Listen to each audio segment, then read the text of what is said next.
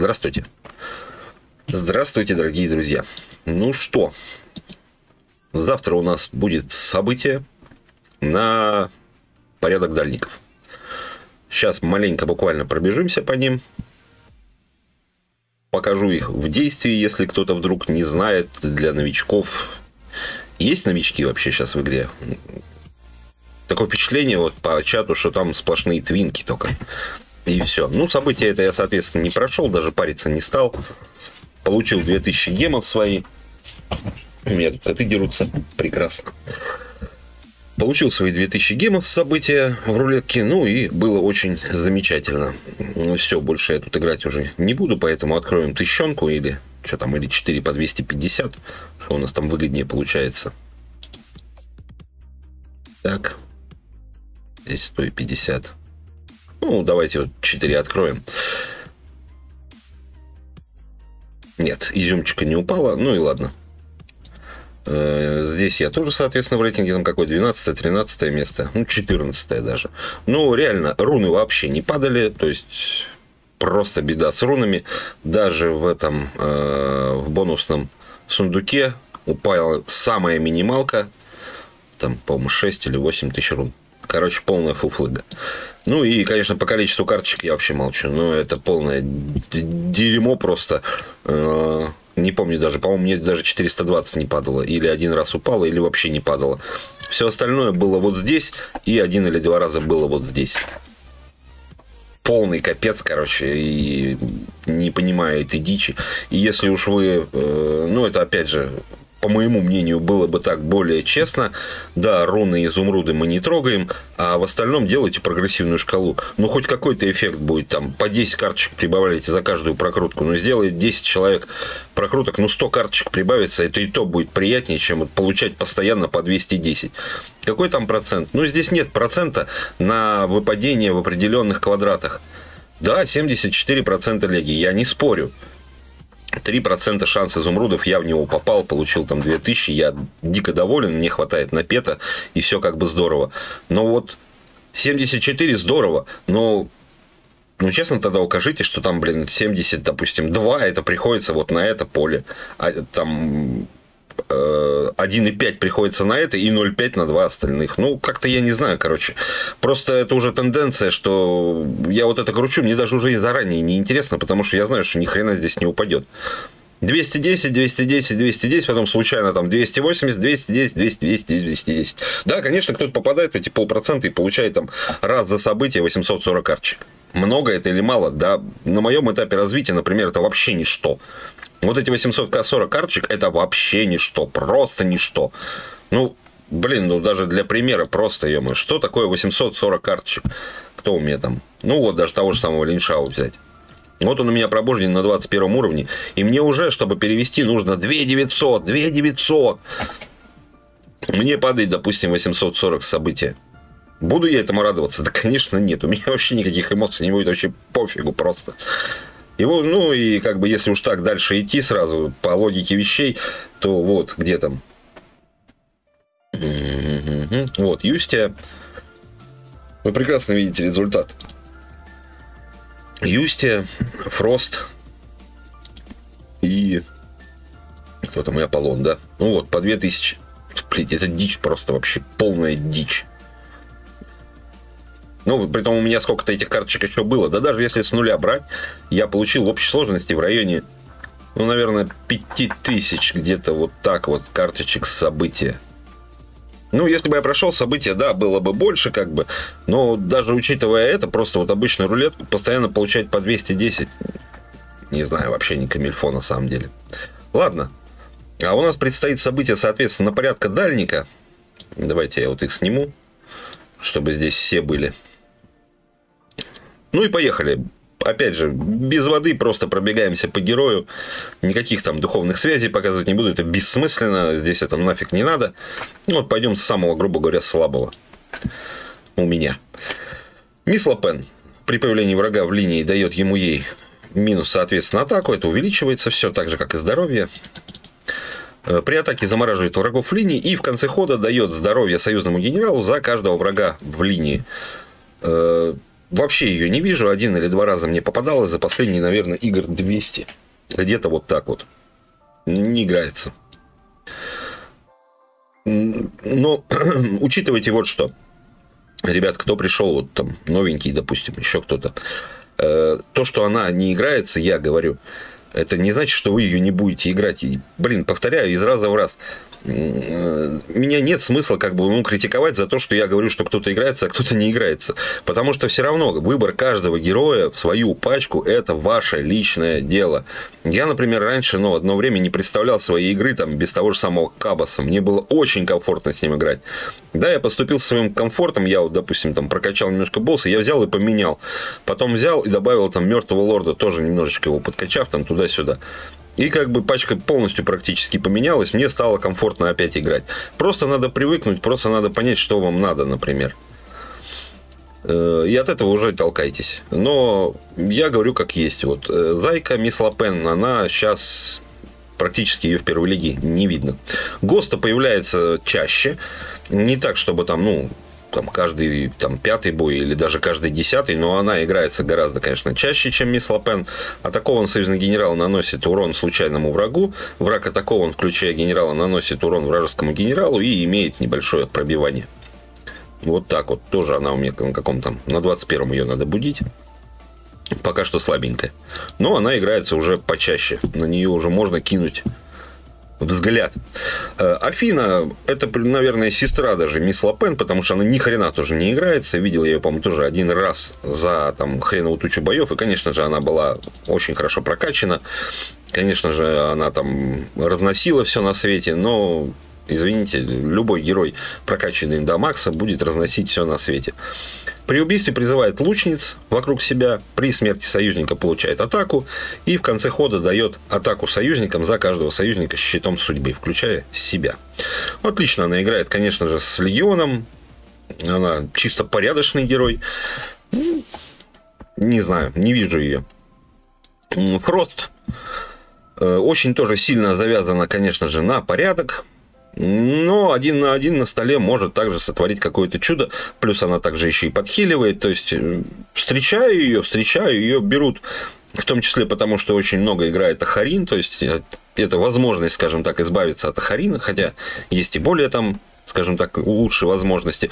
Но для первого хода, например, если у вас нету контры какой-то хороший там под того же самого Доминуса, под того же самого, да не знаю, под кого угодно. То есть хороший защитный герой с хорошими умениями, сбалансированный, все в порядке. При появлении союзника порядка, включая себя, что важно, то есть она вышла и уже заморозила. Замораживает случайного врага. В конце хода снижает здоровье у случайного замороженного врага до единицы и в начале хода дает здоровье союзному генералу за каждого врага.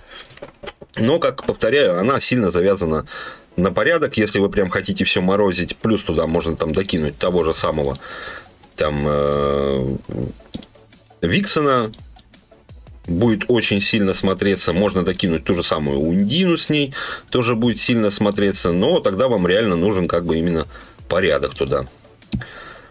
Вот так вот, извините. Так, Мьёлнир. Бог, который не часто посещает наши территории,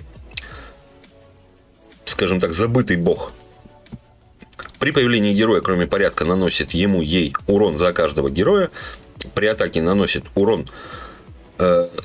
Сразу, кстати, оговоримся, что наносить он будет и вашим героям.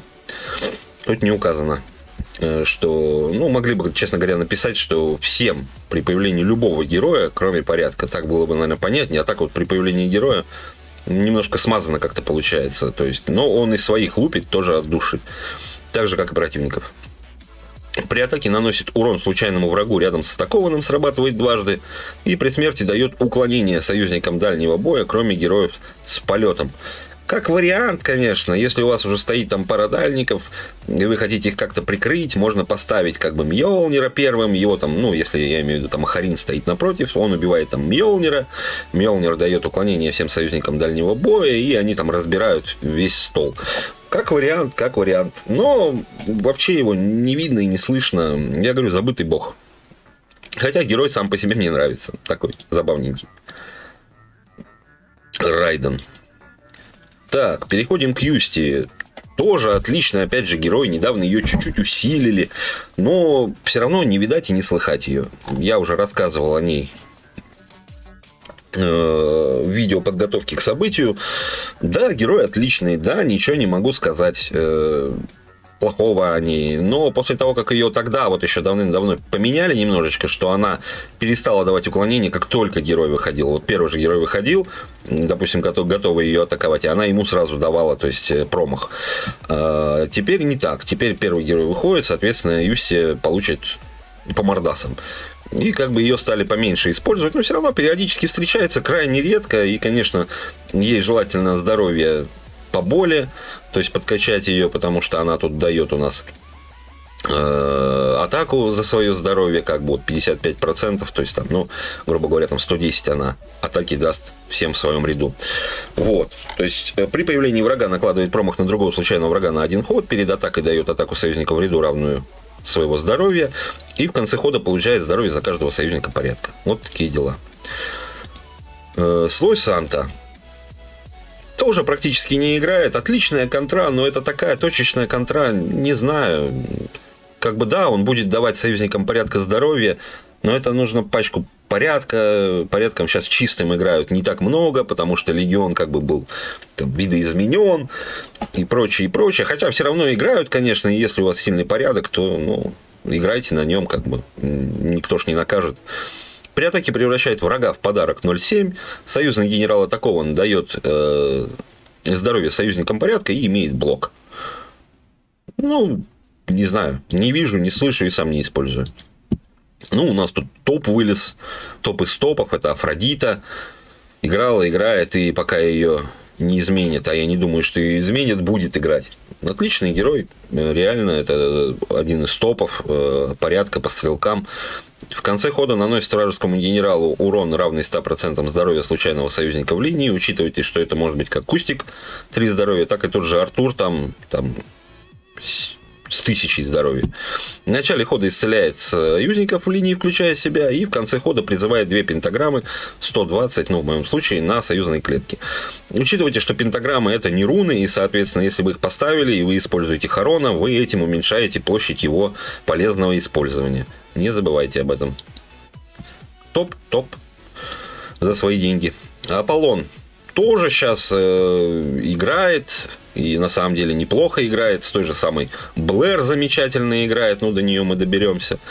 Да и сам по себе. Ну и, конечно, все, что сейчас связано со щитами, очень хорошо играет с Анной. Тут ничего не поменяешь. То есть, при появлении врага дает щит судьбы 2 случайным союзникам, включая себя. Это не меняется. То есть, как было 2, так и останется 2. Меняется только атака, которую он дает, и снижение атаки. Пропал щит судьбы у любого героя на поле дает атаку союзникам, включая себя. И при смерти снижает атаку врагов. Да, отличный герой. Притом он довольно самодостаточный. То есть, там на стак от щитов очень сильно помогает. Учитывая, что он и на себя его накладывает, и может какого-то героя прикрыть. И, в общем, такой аналог Харона может быть где-то даже с одной стороны улучшенный. Ну, конечно, я имею в виду именно в плане накладывания щитов. Как вы помните, что при атаке Харон дает щит своему какому-то случайному союзнику, включая кусты, опять же. Ну, и он включает кустики. Мина. Не знаю, мне нравится этот герой, мне не очень нравится, когда она выходит против меня, потому что против меня выходят какие-то монстры там непонятные, ну, примерно вот такие, только еще пробужденные. При атаке по вражескому генералу получает 1 дополнительную атаку раз за ход. Союзник, включая генерала атакован, наносит урон вражескому генералу и имеет точность и уклонение. Ну, как вы понимаете, точность это защита от того же самого Ахарина, опять же. То есть, в принципе, можно ее брать, ну, во-первых, как допом к Ахарину, если вы на Марготе играете, допустим, там Ахарина вам там раньше пришлось выпустить или еще что-то, а у вас там, если вы выставите любого другого стрелка, сгорят камни к чертовой матери, ставите мину, она, соответственно, и попадает, и камни сносит. И все здорово, все довольны, все счастливы. Ну, как-то вот так вот. Не знаю, мне этот герой нравится. Но, опять же, советовать его я никому точно не буду. Потому что довольно специфический. Не знаю. Грейс, ну, это в натуре сейчас шахтер самый главный. Если вам прям нужно вот золото ее, то, конечно, можно. Да и в лиге она, в принципе, играет, но, конечно, она уже там кучу раз резаная, кучу раз измененная, ослабленная, скажем так. То есть, не знаю, я ее сейчас в лиге вижу крайне редко. Да, они там выходят сильные, да, у них там, они там лупят там по 39, там по 40 с хреном, по 50. Ну, не знаю, не вижу ее вот вообще реально. Вот для себя в лиге, в принципе, практически не вижу. При атаке наносит урон случайному врагу, срабатывает 7 раз. В плане того, что наносит урон, а не атака срабатывает 7 раз. При убийстве врага, кроме зданий, дает атаку случайному союзнику, срабатывает 7 раз. Каждую 7-ю смерть любого героя, включая ваших героев, получает 7 дополнительных атак. Да, я ничего не говорю, герой классный, но столько раз ее ослабляли, там столько раз глумились над ней. В общем, сейчас в лиге ее крайне редко вижу. Но, опять же, может быть, это вот так у меня на моих там уровнях каких-то слабеньких. Стрик «Пламенное сердце». Тоже видел за последние, наверное, раза 3-4, может быть. Опять же, герой-то топовый, ничего не могу сказать. Герой классный, герой могет, но... Нет, сейчас не юзаю его. Ну, во-первых, потому что он у меня не готов еще под ту лигу, где я сейчас. Может быть, прокачаю, может быть, буду использовать как-то где-то. Потому что против меня пару раз, конечно, он залетал просто на ура. Там нечему было законтрить, и он мне сносил весь стол к чертовой матери. Он это может. Герой действительно классный. При атаке дает атаку союзникам на 1 ход. Получает способность наносит урон врагам вокруг цели в радиусе 2 клеток за каждого героя. И в конце хода дает взрыв случайному союзнику. Вот такая вот петрушка. Ну, опять же, тоже бессменный топчик. Это Александрия. Ну, что тут добавить? Нематит, чистит, хилит, ну, все, что только можно, короче, весь набор удовольствий. Призывает малый дом жизни перед собой в конце хода, очищает союзников, при атаке накладывает немоту на атакованного врага. Здорово. Юри, очень мне она нравится, хотя и не часто попадается, но я все равно этого героя отношу в топ-список однозначно. Действительно классный герой, действительно классный. Да, ей сделали, что она постоянку теперь наносит 75. То есть, начиная прямо вот с первого пробуждения. Раньше было до 100, но там нужно было ее качать и качать. Сейчас постоянно 75. Атаку увеличиваем, как бы, и все здорово. То есть, при атаке наносит урон, равный 75% своей атаки 3 случайным врагам дальнего боя. Перед атакой получает атаку за каждого врага дальнего боя. И при убийстве призывает 2 руны на вражескую клетку. Я все-таки, даже невзирая на голосование, буду брать, скорее всего, Юри. Давно я хочу ее вкачать, давно хочу вообще поиграть ей. Вот сейчас можно это сделать. Она у меня на 21-м пробуждена. Вот сейчас хотя бы нужно ее до 21-го дотянуть. И в идеале, конечно же, еще и чуть подальше. Хотя бы там 22-й, 23-й дать, и я буду крайне доволен. Вот. Но, конечно же, новичкам я ее рекомендовать прям сходу не могу. Тут есть куча других героев, которые будут более достойны вашего внимания. Блэр нынче в топах ходит. Хотя встречается, конечно, не так, чтобы прям, ну, вообще капец в каждой партии, но где-то в одной из 5, в одной из 6 она мне стабильно попадается. Ребята, вы учитываете, что я при этом рассмотрении всегда беру вот примерно вот этот уровень. Ну, где-то там от 1500, ну, до 1000, наверное. Вот. То есть, примерно в районе вот 15-500 кубков, если так брать, по кубкам. Вот в этот промежуток я где-то и беру. То есть, примерно так. Ну, можно до 16 даже тысяч. Я там иногда дохожу, потом откатываюсь, потому что я очень много на автобой играю. У меня не так много времени сейчас на это есть. Вот. Устанавливает здоровье, равное 5 врагам дальнего боя. При появлении союзника дает щит судьбы союзникам в ряду, включая себя. И пропал щит судьбы союзника, наносит урон врагам. Тоже она у меня на 21-м бужденная. Надо ее сейчас хотя бы на 21-м вернуть. И у меня там бывало, что я выставлял камни. Они так удачно, скажем так, Дроганом лупили. Короче, Дроган против нее, это, конечно, блин, такая боль. Но бывает, что и с ней справиться можно. Ну, конечно, в идеале ее нужно сносить на первом ходу, потому что иначе потом уже будут возникать небольшие проблемки. Вот. А так, отличный герой стал. Так, что я там стрелков не поставил. Вот, Айлинь. Часто встречается эта девочка. Ну, мне пока, опять же, просто не хватает немножечко прокачки. Нужно, наверное, подкачать, потому что, ну, больно мало. И как-то вот, как ни поставлю, в общем, очень все удачно у бота получается ее нейтрализовать. Вот прям вообще вот четко. Тут же там то мистер Дьявол появится, то еще кто-то. Ну, короче, то Старик выйдет. И в итоге я от нее профита почти не имею. На автобой бот вообще играет омерзительно. Поэтому, нет, бот за себя играет офигительно. Бот за тебя, за Тайлин, играет омерзительно.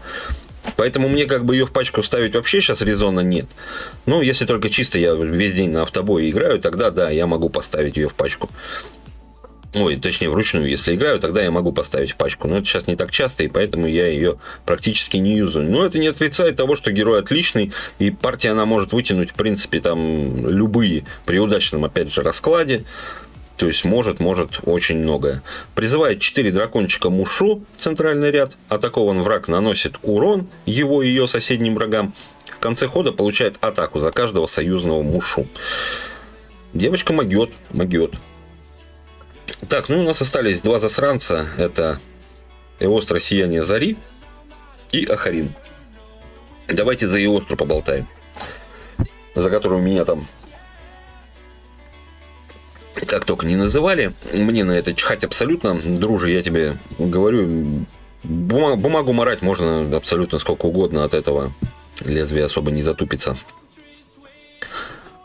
При смерти накладывает немоту на мужчин врагов, в конце хода дает здоровье союзникам за каждую женщину и в начале хода наносит урон врагам за каждого союзника, при этом имеет полет. Как бы ни хаяли сейчас Эостру, для меня она стала гораздо более интересной и гораздо более, скажем так, честной. Помните, какая она была раньше, да, то есть там при выходе немота и все дела, и как бы еще там и урон, и еще и здоровье. Да не до хрена ли будет для одного сраного героя, блин. По-моему, до хренища, блин. Сейчас она гораздо более, по моему мнению, честная. Ее можно законтрить. Любая карта должна иметь, ну, скажем так, иметь возможность, чтобы ее законтрили. И она теперь может. То есть, потому что при смерти там много вариантов ее убить, и чтобы не получать эту самую немоту, там то же самое на нее немоту кинуть. Вот.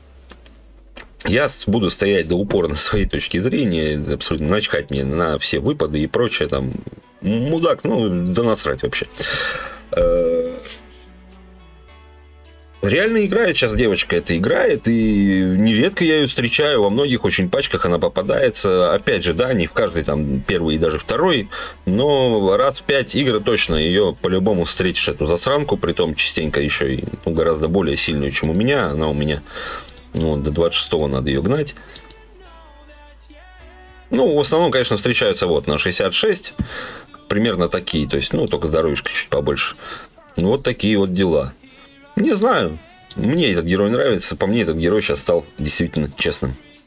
Ну и Аарин, Воля богов.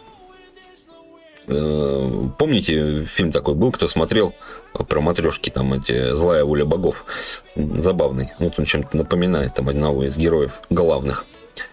Вот так он там прям умеет. Или я и летаю, я и это, я и вот так вот.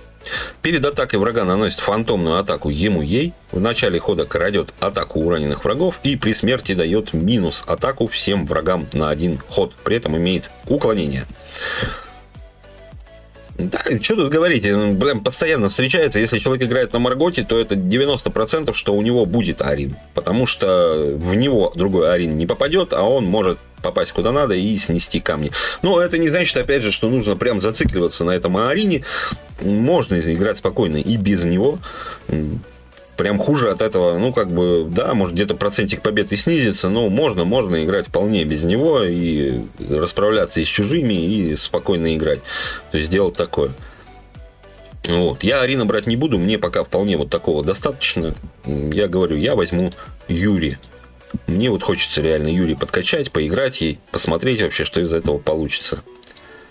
Так, ну, а теперь давайте там в потасовку я думаю, не знаю, есть смысл показывать вообще кого-то здесь. Ну, давайте вот посмотрим, скажем так, «Малый дом жизни» посмотрим, да? Ну, Блэр я показывал, по-моему, не того. Вот Зайку посмотрим, как редко играющего, скажем так. Посмотрим Афину, посмотрим Мьёльнира, посмотрим Санту, Стрика. Кого здесь еще поглядеть? Ну, Госта, не знаю, надо, не надо. Да, вот давайте Талинь возьмем. И, например... Кто у нас здесь что-то делает? Полон был уже. Ну, давайте Госту возьмем. Вот таким вот составом пойдем и поизвращаемся в потасовке. Там буквально пару... Ну... Блин, а сюда мы пускаем, да? Но, с другой стороны, наверное, так и лучше будет. Так, вот мы, соответственно... Блин, у меня Дроган. Куда попаду, не попаду. Твою мать. Это что вообще было сейчас? Так, ну вот давайте поставим, попробуем, я не знаю. Давайте Сашку поставим, заодно Дом жизни посмотрим. Так, вот наш Дом жизни исцеляет генерала. В начале хода исцеляет союзников. И в начале хода исцеляет союзного генерала. Ну, здесь крыса, понятно. Так. Ну, может, сейчас Госта прокатит. Сейчас поищем просто. Ну, вот она нанесла доп. Урон свой 28. Ну, понятно, конечно. Ладно, хрен с ним. Золотая рыбка. Давайте вот так тогда сделаем. Ну, и можно сейчас заодно ее посмотреть. Вот, видите, здоровьишко прибавилось, этого заморозили. Типа.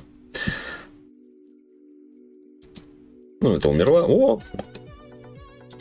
Нифига себе, здесь ходы меняются, блин, что-то карточки меняются. Ну и чё? Что-то я вообще ничего не понимаю. Давайте здесь, короче, проще сдамся. Начнем следующую спокойную игру. Что дичь какая-то. О. Просто под Санту сейчас хорошо шло. Так, ну... Блин. Попаду, не попаду. Давайте так. О. Вот. Мы уничтожили. Вот она выставила своих этих стрелков. Вот, соответственно, этот стрелок. Шипы. Эти шипы. Блин, да госпиталь. Да. Ты охренел, что ли? Блин, я на нее нажимаю. Так, а мне здесь и поставить-то некого. Ну, так вот сделаем. Ну и... Слушайте, что сегодня с потасовкой творится? Я что-то понять не могу.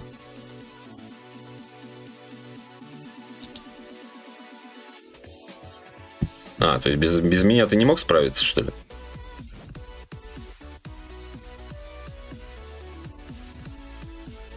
И, кстати, это третий ход. Почему? Вот. Ну и, кстати, можно Стрика показать. Хотя сейчас маловато, конечно. Ну, давайте так. Он слабенький у меня просто. Вот, видите, по 65 нанес. То есть он берет... Блин, Стрик обозначается как госпиталь. Что сегодня не так вообще? Ну вот, кстати, можно показать Тайлинь, по идее, да?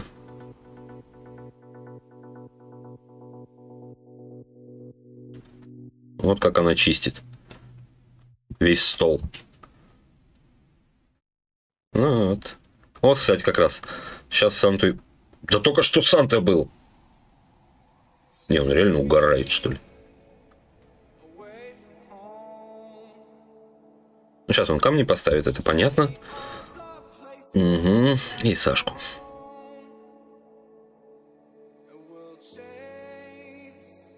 Так, что мы тут можем? Мы можем сделать вот так вот. Вот похилили себя.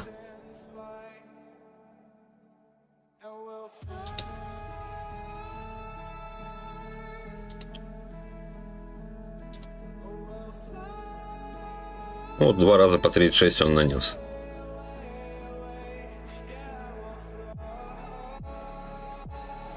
Но мы еще живы. Мы еще живы. Вот давайте сейчас Санту вам покажу. Вот он превратился. Блин. вообще не показать ничего. Просто это трэш. Я не знаю, что с игрой творится, но, короче, это просто глюк на глюке. Ну, вы сами видите, ребят. Все, последнюю игру играем. Так, ну давайте вот опять же Сашку, допустим.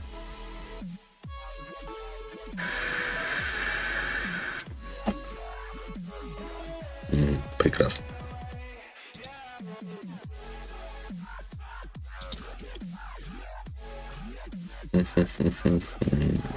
Блин, я даже не знаю, как здесь лучше это сделать.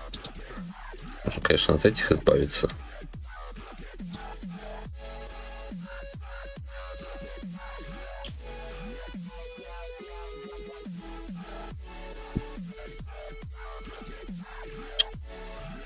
Господи, как ты достала, а? Блин, он сам меняет карточки. Он не дает ничего поставить. Ну вы посмотрите, что творится.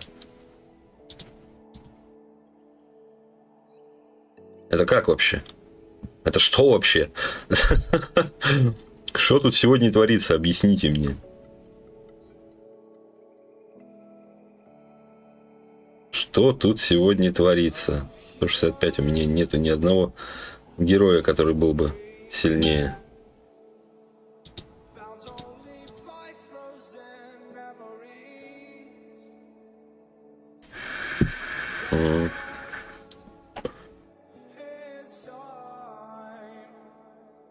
Я не знаю, здесь смысла, наверное, нету. Блин, постоянно Харина, вот я говорю, выпускает, и мне своими героями ни хрена не сделать. Так, кто у нас там вообще остался? Кого еще можно глянуть? Ну, в принципе, ребят, я... Ну, Стрика показал, Талинь показал, Мушушки их, этого Мьёльнира показал, а Афину показал, Зайка это, ну, в принципе, все это показал.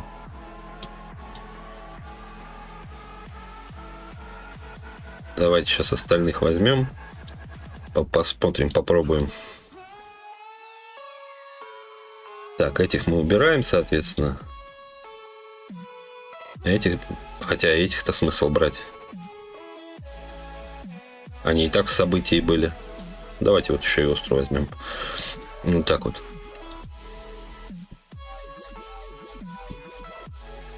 Так. Ну вот, в принципе, неплохое начало, да, у нас. Угу. Вот он поставил свои эти.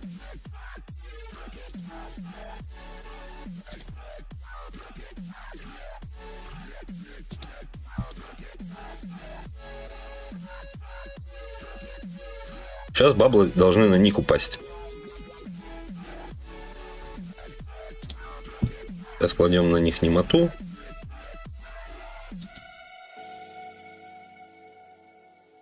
Ну, кстати, можем попробовать.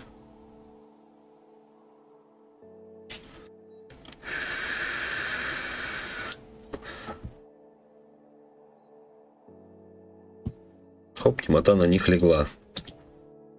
Сейчас можно Блэр, по идее, поставить.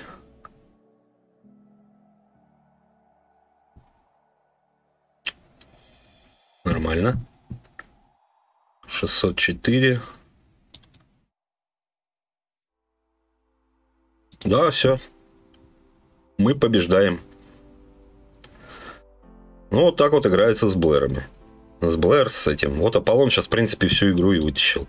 Давайте еще контрольную проиграем по-быстренькому. Потому что Юрий мы так и не показали. Ну, вот, собственно говоря, Грейс, вот ее умение. Вот она выстрелила, вот она своей пушкой всех отбабахала. Ну, или типа того.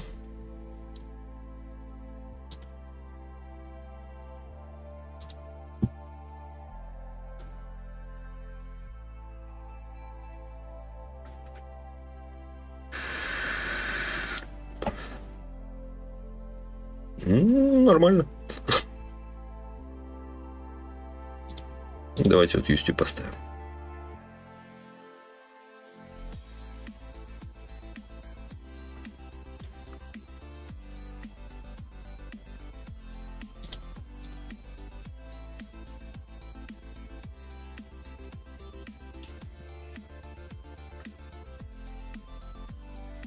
Блин, и вот именно сюда ты поставила, да?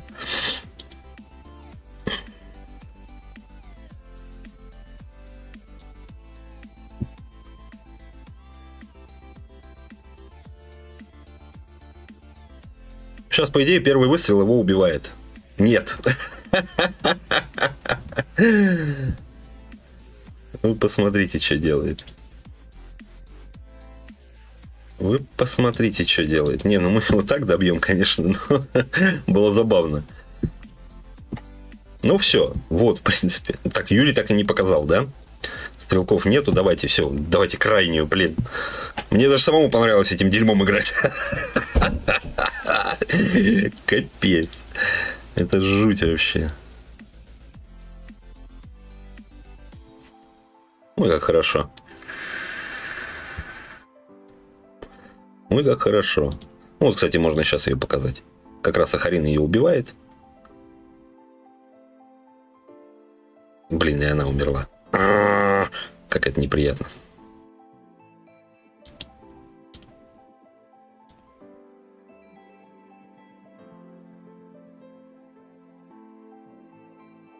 И заморозил. Подонок. Подонок.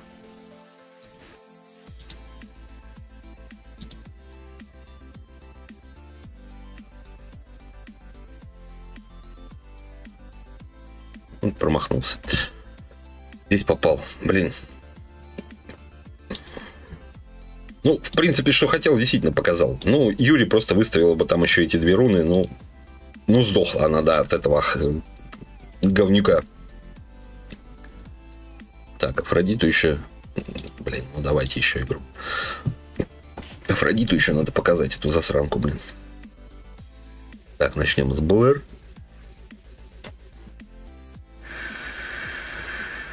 Угу. Как обычно, контра нашлась.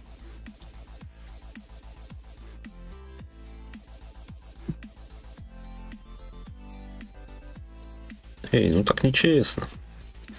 Так нечестно.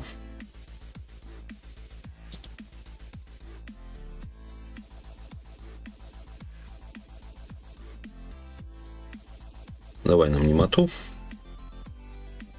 Эй, негодяй какой. Мне его нечем убивать. Точнее, не, убивать-то есть чем, но мою тоже завалят. Однозначно.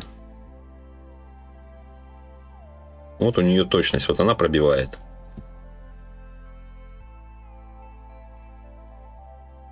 Ну ты не мог так попасть, но это же, блин, это вот нечестно. Блин, и мне сейчас не показать реально. Ой, блин, подонок, ну как вы задолбали. Вот я говорю, этот Арин будет, блядь, 90%, притом его берут все, блин, включая и Огры, и, блин, Маргот, ё-моё. Хотя раскрывается он полностью именно чисто под Марготом. Вот давайте вот так вот сделаем, чтобы нам Афинку, если что, поставить. Угу. Я, блин, в шоке. Но мы, смотрите, делаем вот так вот. Хоп. Ла-ла-лей. Где вопрос, а где ответ? Падла ты. Блин.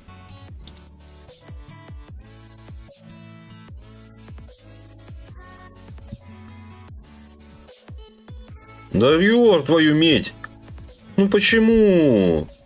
Ну нет. Давайте так Афину покажу, что ли.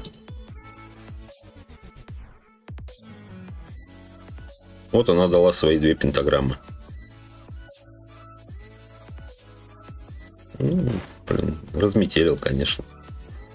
И главное, он не ставит этих, блин. Вообще стрелков не ставит такое. Вот чисто эти идут и все.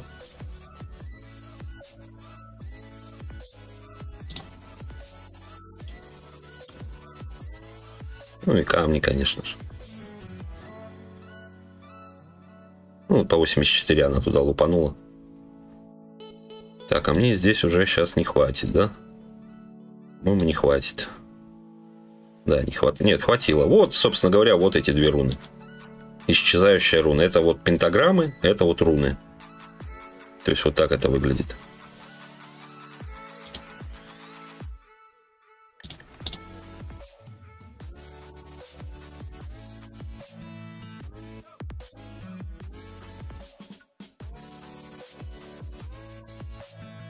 Смотрите, он до последнего простоял, вообще до последнего.